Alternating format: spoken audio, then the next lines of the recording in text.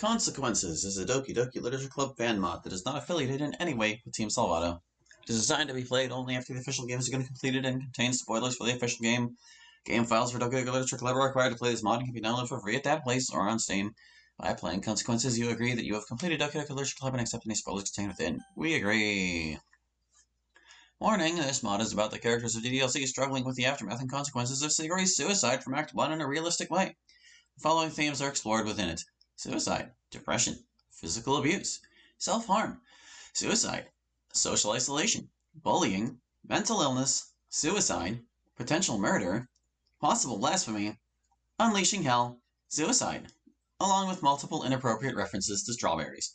If you feel at all uncomfortable with any of these topics, it is not recommended that you play this mod. I understand. Thank you, Warning, for explaining for me what I needed to explain. Sup, it's Hallie, and welcome to Consequences, where I guess we're in for kind of a sad, serious time, with maybe a little bit of not so serious. Just maybe. Apparently, it's a few hours long, so it's not that long of a mod, but it's got some girth to it. We'll just have to see what it's like. Are you ready to grieve Sayori? I sure hope so, because here we go. Modified code detected. Curve file override initiated. Monitor kernel access restricted. Oh, is it actually a post-plus mod? Wow. I reached Sayori's house and knocked on the door. I don't expect an answer since she's not picking up her phone either. Like yesterday, I opened the door and let myself in. Sayori, she really is a heavy sleeper. I swallow. I can't believe I ended up doing this after all. Waking her up in her own house. That really is something that a boyfriend would do, isn't it? In any case, it just feels right. Outside Sayori's room, I knock on her door. Sayori? Wake up, dummy. There's no response. I really didn't want to have to enter her room like this. Isn't it kind of a breach of privacy? But she really leaves me no choice. I gently open the door. See ya.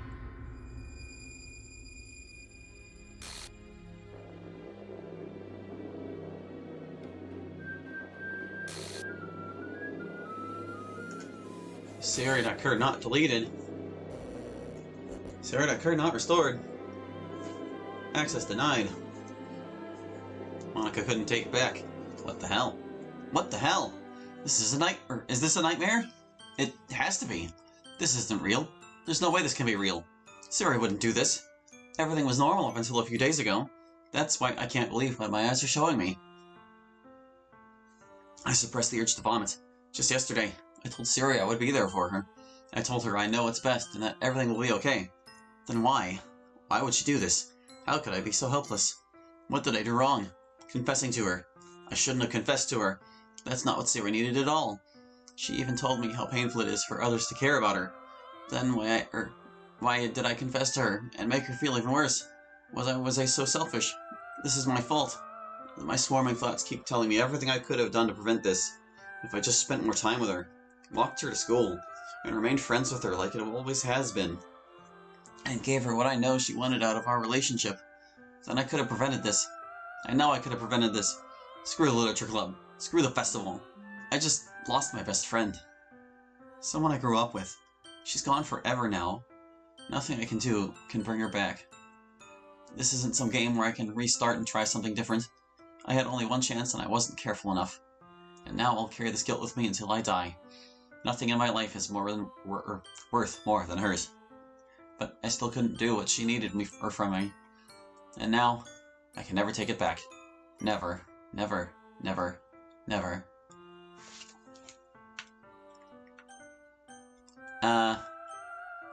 It would be wrong to join her is at least how I feel about it. A week has gone by. A week without my best friend. I haven't been to school, much less the literature club, since that day. I saw the girls at the funeral, but the memories were too much and I avoided them. I don't want to go to school. I wish I could just stay here in bed forever, but I can't. I need to keep going. It is what my best friend would want. I remember what was written on the note she left. It said, now everyone can be happy. She would want me to be happy, even during such difficult times. I practiced smiling in the mirror. I think I'm getting better at it. Without even thinking, I stop and wait at the corner for my best friend. For a moment in my mind, she had just slept late again, and any second would run out the door so we could walk to school together. But the moment passes, and somehow I managed to take another step towards school without her. The school day took forever to get through. A few of my classmates offered their sympathy. Most awkwardly avoided me, which honestly suited me just fine. I'd rather be left alone. When the bell finally rang, I was eager to leave before. Hold up a minute, Hallie, I want to talk to you. Oh, it's Missy. That. Having the school counselor come up and talk to me like this is so embarrassing. Glancing around, I see my classmates looking at me as they walk out the door. You're not in trouble. I just wanted to see how you were doing. I know you were close to Sayori. How in the world do I respond to that? Well, this is like the more natural, I'm cagey response, but I think you're probably this. Like I can tell her the truth. I am managing. I see. Well, I'm glad you made it to school today. Remember, you can come see me anytime if you need someone to talk to about anything. Don't worry if it's troubling. That's what I'm here for. Why would I ever want to talk to anyone about the worst thing that has ever happened to me? To get it out of your system. I know. Natsuki enters the room and walks up to us. The counselor gives her a look of recognition before turning back and talking to me again. I heard you recently joined the literature club. I would suggest staying active in it. Being involved in activities with friends will help. Help how? Nothing will bring my best friend back to life. Is she trying to get me to distract myself so I just forget about her? Despite how much it hurts, I don't ever want to forget her. Yeah. The school counselor looks like she wants to say more, but after considering Natsuki for a few seconds, she leaves me alone with her. Natsuki's voice is unsteady and sounded like she'd been crying. I had never heard her sound so vulnerable before. Are you coming to the club meeting? Even though I knew it was coming, her question still shook me. Going back to the literature club, that's the last thing I want to do. It's so full of memories of my best friend. I even made cupcakes for everyone. You can have some, if you come, that is. Cupcakes? Is that your solution to everything? She just stands there speechless for a bit. It's all I have, all I'm really good at, okay? None of you appreciate my taste in literature or poetry. But everyone likes my baking. It makes people happy. It usually makes things better. So yes, cupcakes are my solution to everything. Happy now? And at least I'm trying to make things better, unlike you, who's done nothing but sulk and hide. I have no response to that. We wanted to talk to you at the funeral, but it was obvious you were avoiding us, so we didn't push it. Sayori's death leaves a permanent hole in the club. One that will never be filled. But even though you haven't been a member for very long, not being there is another hole. So will you please come? It won't be a literature club without you. It's hard to believe Natsuki, of all people, sounds so shook up. She must be really upset if she thinks me going to the literature club is a good thing. I'm not certain I can help anyone feel better, not like my best friend could. But maybe I should go and at least try to help cheer the others up. If it's what she would have done. We're gonna push you a little, MC. You're wrong. You're more than a girl who's just good at baking. You're also someone who's not afraid to tell people what they need to hear. Even me. I'm certain that's what my best friend would have said. I give her my most practiced smile. Did I say that out loud? Let's go to the meeting and eat those cupcakes, shall we? Natsuki wipes her tears and nods. I stop outside the door to the literature club. Inside, I see Monika and Yuri talking to each other. My hand is stuck on the doorknob. What are you waiting for? Monika. I hadn't remembered until I saw her just now, but that first day I saw something wrong with my best friend. Monika said something to her after I pointed it out. Monika also wasn't disturbed by that last poem on the final day. How much did Monika know about what my best friend was going through? My best friend's final poem said, "Get out of my head," before I listened to everything she said to me. Was that line about Monika? What did Monika say to her? Did Monika encourage my best friend to do what she did? Hallie, what's wrong? You look... This was a mistake. I should never have come here. If I face Monika now, I run away down the hall. I end up here. I'm not certain why I came up onto the school roof, though it is nice and quiet. Strange how the fence doesn't protect that section with the ladder. I climb the ladder for more solitude, away from everyone. Away from Monica. There you are. I'm relieved to find you. We've been looking for you ever since Natsuki told us you ran off. You really scared her. What are you doing up here? I can't help but snort derisively to myself. Monica has been looking for me. Why? Why is she pretending to be worried about me? Like she pretended to worry about her. For the first time in a week, I feel something besides pain and numbness. I feel anger. What did you say to her? Ellie? Who? Who do you think? My best friend since I was a child. Someone who I thought was your friend until now. You went and talked to her that day she wasn't herself. You worked and talked with her over the weekend. You put her obvious cry for help into the pamphlet without so much as a blink. So I will ask you again one more time. What the hell did you say? Statement on question. Are you responsible for her death? Yes. Oh God, yes. It's all my fault. She's dead because of me. Monica collapses to the ground. I'm shocked. I had expected her to deny it. I'm at a complete loss of words. I want to hate her. I want to be so angry at her I could pick her up and throw her off the roof, but I just feel too numb and exhausted to even react. I knew about Sayori's depression and how bad it could get. She trusted me with it then, or when I thought I was having a bad day. I was so naive then. What I said to her was the wrong thing. Obviously. I could try and make excuses for what I did. Explain to you everything that happened that week. Rationalize my behavior. But if I'm being honest with myself, there's no one to blame but me. I'm the one that brought her to the breaking point. The one who treated her like she wasn't real. Toyed with her feelings. Made her depression worse. And even though I planned to take it all back, I was prevented from doing so by someone at the last second. I still did it. I can't expect you to forgive me, or even really understand, Allie. I told you once about an epiphany I had. It made my life seem unbearable. I honestly did not think there could be anything worse. But now I know that to the depths of whatever kind of soul I have, that there is something worse than what I was going through back then. It's this. And I will have to live with it for the rest of my life. Monica, Hallie! There you are. Are you two okay? What's going on? I look hard at Monica, uncertain of what to say or do. I think she's clearly suffering too. I just stare blankly at Monica. A part of me wants to be angry, to shout her crimes to the world, make her pay for what she did to my best friend. But somehow I can't shake the feeling that there is nothing I can do to punish her worse than what she is already going through, and it wouldn't bring my best friend back. We were just talking. Yuri and Natsuki give each other questioning looks. Monica quickly climbs down the ladder and leaves. So, what were you and Monica? I can't say what we were talking about.